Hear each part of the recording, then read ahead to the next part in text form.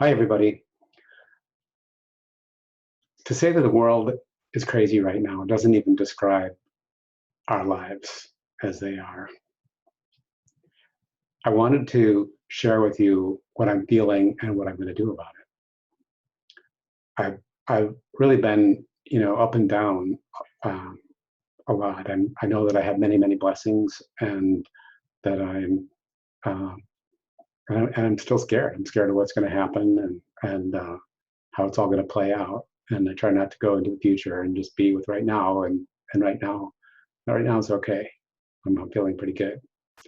So I've made a personal commitment to myself, and that is to help more people find respite.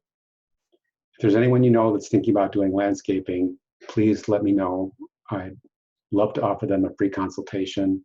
And I'm also offering the first two chapters of my book for free.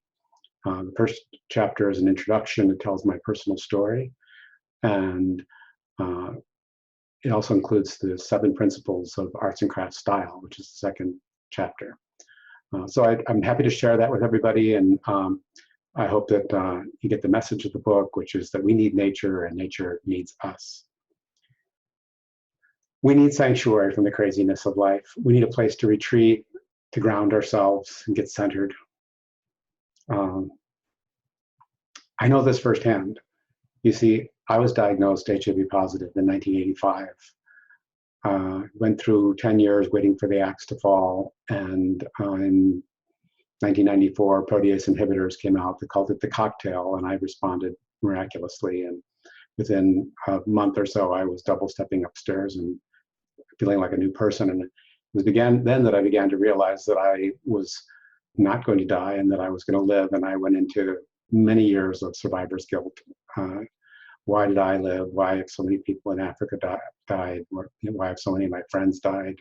And why am I here? And what do I have to give? And what I realized, it was actually in writing Garden Sanctuary, is that when my life felt out of control and I felt like I didn't have any place to belong, it was the garden where I felt whole and connected to something larger than myself.